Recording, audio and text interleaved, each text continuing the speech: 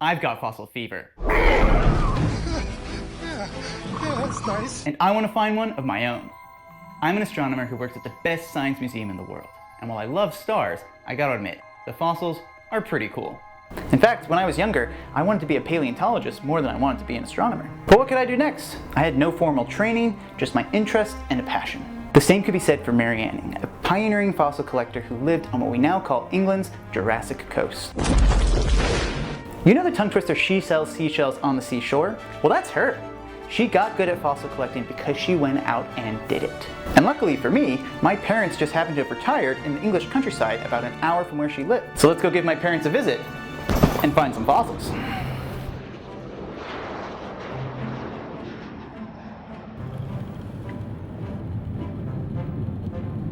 We're on our way to Lyme Regis on the Dorset coast of England to see 200 million years of geology all at once.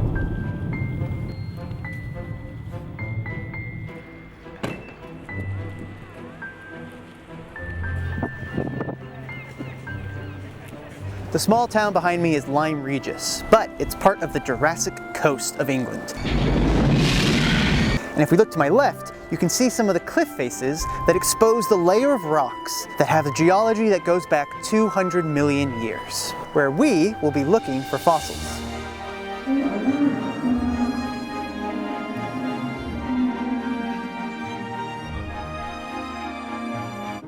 Before we search for fossils, let's meet the woman who made this place famous.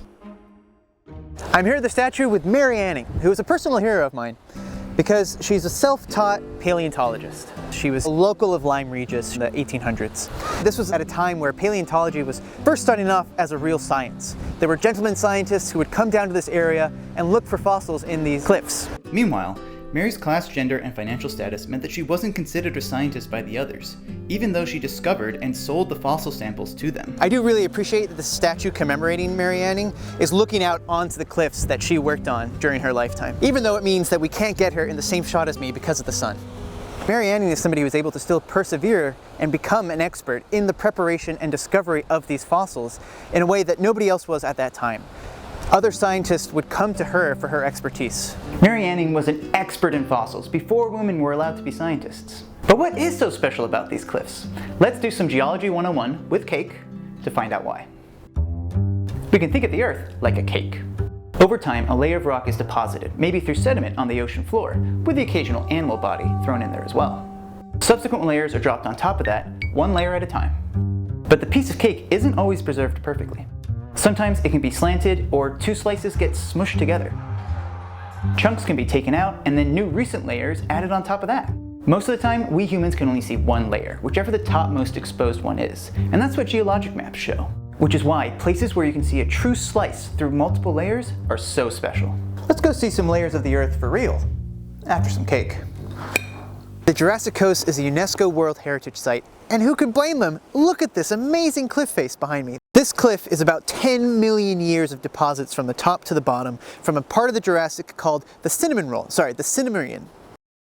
190 million years ago, this was an ocean floor, and the layers of the rock were slowly deposited upon that floor over and over and over again. The different bands that you can see are because the ocean changed over those millions of years. It was shallower or warmer at different times, and therefore the material was deposited in slightly different ways. Over 100 miles along this coast, they cover 200 million years of geologic history, rocks deposited over that time. On this cliff behind me, every 6 feet or so, roughly my height, is about 1 million years of time. Now this cliff face is being eroded constantly, and so more and more material is deposited onto the beach, and as the fossils fall, we can pick them up. And in fact, it's encouraged that we do, because if we don't pick them up, the ocean's just going to dash them against the rocks. So we're finally down on the coastline looking for fossils. Low tide has the largest area exposed, so we were racing against the tide to find whatever we could. So it's easy to find fossils in conglomerate, right? We can find them like in a rock. Like, I mean, look at this thing. Like, here is a beautiful fossil. There's no way we're getting that out. There's no way. I'm here with my mother. How are we doing? Well, we haven't found a lot. Dad, what have you found? I did identify some. And when you tried to break them out with a hammer, how did that go? Not very well. Okay. Ruin the surface.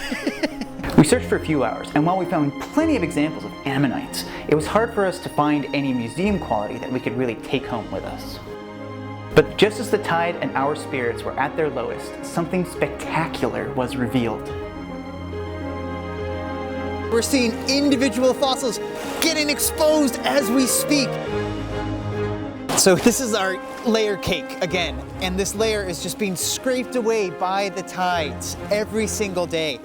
You can see this ammonite terrace where it's almost like we're taking off a layer of that cake, scraping it off bit by bit, and we can see individual ammonites emerging. Fascinating! So even in the easy places to look for fossils, it still takes time and practice. We did find a few decent ammonites and these belemnites, the spines of ancient squids. But the point is, we went out and we did it. And I think that's what I take away from Mary Anning. And look, don't get me wrong, I know I have a lot of privilege. I'm somebody who went through the whole formal education process of being a scientist. Plus, my parents just happened to live near this amazing fossil site. That's pretty lucky.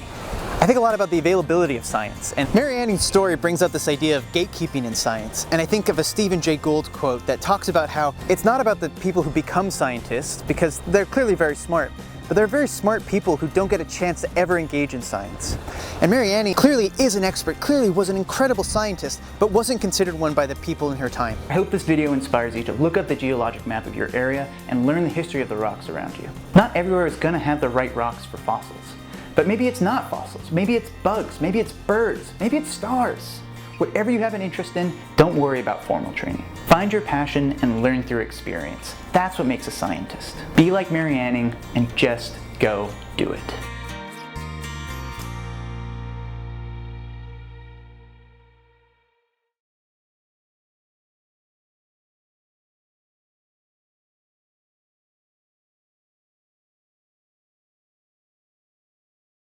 The spines. That's right, I should do, because they don't have a spine. So you gotta have me doing this, because otherwise they're gonna eat me alive.